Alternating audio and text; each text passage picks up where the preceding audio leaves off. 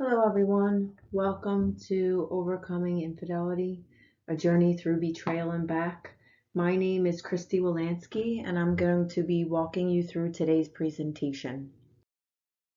Some of the topics that we're going to discuss today include learning what exactly is infidelity. We always think of infidelity in the physical way, but what is an emotional affair? How does social media play a part? And some of the reasons why people cheat. We'll also talk about the ways that infidelity can impact your life, some physical complaints, emotional concerns, and the challenges that we experience with trust and reconnection. We'll also focus on concepts of hope, self-love, and finding meaning. So what is infidelity? We've known from the theoretical dawn of mankind, from the Bible, regardless of your religious or spiritual affiliations, the concept of mankind came with it the concept of relationships and ultimately the concept of adultery. The word adultery comes from adulterate, which means to pollute by adding a foreign substance. So originally, marriage was a contract. It was a quid pro quo, and I'll do something for you, you'll do something for me. And this historically was very gender specific. And it was something along the lines of, I'll have children for you, you'll financially provide for me. Now, today, infidelity, and we're going to use these terms interchangeably, includes cheating, straying, adultery, being unfaithful, having an affair. What exactly is it though? How do we put our finger on it? And there are so many forms of marriage and relationships and the ways that we interact and communicate with people and the ways that we find love and want to be connected. How does that happen? How does infidelity happen in relationships? Well, the most simplistic version is that it is a violation of a couple's assumed or stated contract regarding emotional and or sexual exclusivity. Now, I know that it's very common to understand the concept that marriage is a contract and that it's legally binding and you have to do your taxes a certain way and you have to fill out some paperwork with the state. But generally, as a contract goes, I don't know that we all spend that much time defining the roles and the expectations and understanding what we believe exclusivity means to us. What constitutes an act of infidelity really depends upon our expectations within that particular relationship. And we find that when we're looking at some of the definitions of infidelity online. But when we think about infidelity, a lot of times physical affairs come to mind. And it's very easy to differentiate when someone crosses the line there. But what about an emotional affair? How do we tell the difference? And according to one life coach, we hear that an emotional affair is a 100% breaking of trust. But what does that mean exactly? One of the ways that we also define it in our therapy sessions is looking at things with intention. What did you mean to do there? What was the goal of that communication? Only you know deep down. Would you do or say or act that way if your significant other were in the room? If you had a camera on you or were recording yourself, would that be the same the way that you act? So when we think of emotional affairs, there's a lot of different ways that we connect with folks. We can certainly meet them in person, but we've tended to find that social media plays a large part in emotional affairs. And statistically, we've also found that according to these two links that are highlighted here, we found that about 40 to 60% of emotional affairs do turn into physical affairs.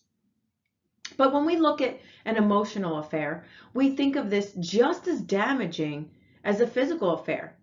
As we mentioned on the other slide, it is a 100% breaking of trust. And when we think of social media and the importance of it, we want to understand that there's certain statistics that help us to build the picture of the ways that we connect with other people. Not that social media is a bad thing, but it can be used as a ways to an end, as a means to an end, to get what we want out of this. And as early as 2005, 20% of divorces that were noted legally, the legal reason was Facebook. So meaning Facebook to sort of take on this umbrella of social media and ways and apps that we can connect with, and Instagrams and Tinder or dating accounts, or other dating apps such as Match.com. As we fast forward to 2012, approximately 1 in 3 divorces resulted from what they called legally in their divorce proceedings called social media related disagreements. As recent as 2019, we see that 1 in 10 adults admits to hiding messages and posts from their significant other. 8% of adults in relationships admit to having secret accounts. 1 in 3 adults now, 1 in 3 divorces now start as online affairs. With smartphones, social media apps, things at the touch of a button, at the swipe of a finger, it has never been easier for dissatisfied folks to say, well, I don't really like what's happening here. I don't feel good about this, and I'm going to go look for something new. And one statistic that does stand out is that even Tinder, which is an app for dating, 30% of the users have been confirmed to be married currently. And again, those links that we have here lead to that information. But the importance here is that this is ubiquitous. The ability to connect with others, the ability to, maybe not feel that great about ourselves and want something externally to validate us is some of the behaviors that we're all taking on. And we may fall victim to an affair. And we want to understand why. Why does this happen? Well, research shows that some of the reasons that people cheat include low self-esteem, feeling like they're not having their needs met, primary relationship dissatisfaction. Now, none of this is to say, and I really want to highlight, is that the majority of people that cheat do not do so because they dislike their spouse or their partner. They do so because they dislike the person that they have become in that relationship, and they would like to be something or someone different, and they look outside of themselves for someone that's going to tell them those things or to see them in that way. Maybe they find me funny, maybe they find me attractive, and I don't feel so attractive anymore. Some people use it as an exit strategy to end the primary relationship. Others have this lack of emotional intimacy in their primary relationship. I hear things like, we're just like roommates. We're like brothers and sister. We just pass in the night. We don't really communicate anymore. But the impact, no matter what the reason, the impact from an affair is devastating. Whether it's a physical affair, an emotional affair, it's a 100% breaking of trust.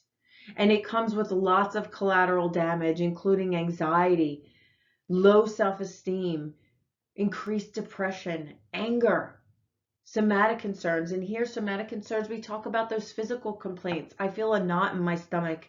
I have headaches. I feel nauseous. I can't concentrate. I can't sleep. Things like post-traumatic stress disorder. We relive this situation over and over again. Now, in classic diagnosed post-traumatic stress disorder, we need a life-threatening situation. What we are looking at here is an emotional trauma. And we can relive those emotional traumas where we lose our footing. We lose our foundation of who we are and what we've known. That can also lead into a grief syndrome. I grieve the person that I once was. I grieve the relationship that I thought that I had. I grieve the person that I thought that I knew who's no longer here anymore. Family relationships, children, parent-child relationships, everything is impacted because we're not able to function optimally when we're feeling these anxious depressed, angry symptoms. And what we have to do is regain that self-love, really build ourselves up, give ourselves a break, and honor ourselves. We don't cause people to make decisions in their lives. We're not puppet masters. We can't control people's behaviors. People make choices. Now, those choices can impact us, but accepting them and learning to move on is critical. So accepting the fact that this really did happen, owning the reality. And sometimes, as much as we want to forgive and forget, we are not going to forget that this happened. And oftentimes it plays like a broken record over and over and over in our minds. And we do need to create a plan of forgiveness. How can I forgive you every time I am reminded of this? How can I let go? This forgiveness means letting go of the anger and the pain. If you're staying together, the cheating partner does need to completely abstain from those behaviors or that person or whatever they were doing, and be transparent and opening up those communications. And a lot of times what we see here is that as much as the person who was cheated on is hurting, they too have a responsibility and a choice. If you'd like to stay, we ask that you open up those lines of communication and help your partner cope. If your partner is staying in the relationship, there's a good likelihood that they're embarrassed or guilty, feeling remorseful. And a lot of times people act different ways when that happens. They isolate, they get angry, they get defensive. And it may not be easy to communicate. And a lot of times we want to be seen and heard. We want our pain acknowledged. Do you know how much this hurts? So we need to work towards those feelings of resentment and look for meaning and value. And acknowledging that external events do not control our worth. So as we grow, that brings opportunities for growth, for hope. And as we become more hopeful, we tend to be able to peek back at the past a bit and see things a little differently. Hope brings the lights on in the room when we've been in the darkness for so long. But how do we turn this into an opportunity for growth? Well, first we need to know that our pain is going to stop. We need to acknowledge the ways that we're acting. Sometimes we act compulsively, almost automatically. We jump to things, we say things, we act in certain ways, and then we look back and we're not proud of that. Being more intentional, knowing our goals, the goal of the type of person we want to be out of this, and moving one step at a time, one behavior at a time, on purpose toward that goal. Again, that important word, remorse. You know, the person that cheated needs to show remorse because that's how victims are validated. But also you show remorse to yourself. Give yourself a break. This is not your fault.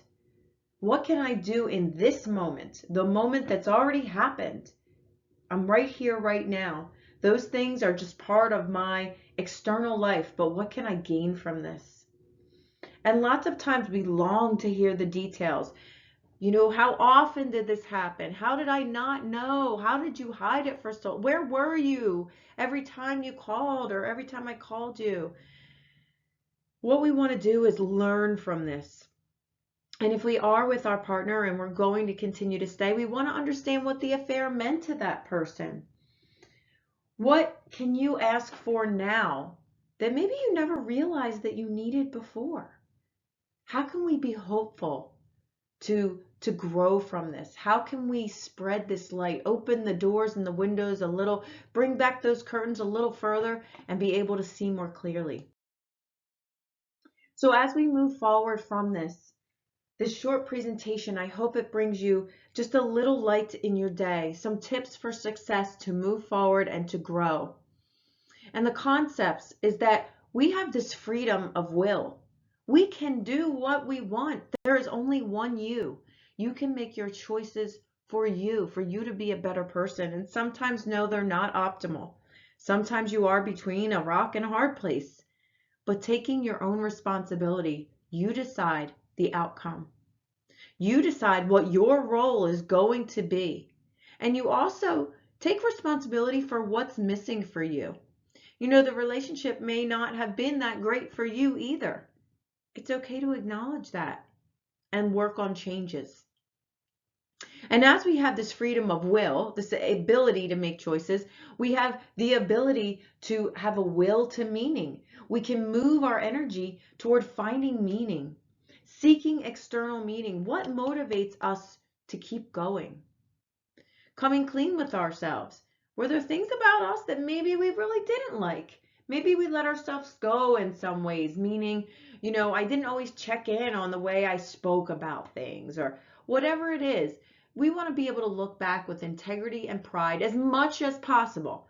You know, we can't constantly evaluate everything we're saying and doing, but knowing that we can do that and know that our pain or our suffering has a purpose. What is that purpose for you? Why are we suffering right now? We're suffering because we're broken in our connection. We're feeling displaced. We're not feeling accepted and loved. And that's why we need to be so kind to ourselves, rebuild that love from the inside out, and find the meaning in life. It's your freedom, but it's more your responsibility to be the one that walks in your shoes. I know we feel weak, we may feel numb and paralyzed, but we can get back up and take it one step at a time. This is our reality. This really did happen, and we really can build and grow from it. Experience your own meaning. Take a walk in your own shoes. So much today for joining our presentation, and I leave you with this quote from Viktor Frankl. When we are no longer able to change a situation, we are challenged to change ourselves. Thank you, and have a great rest of your day.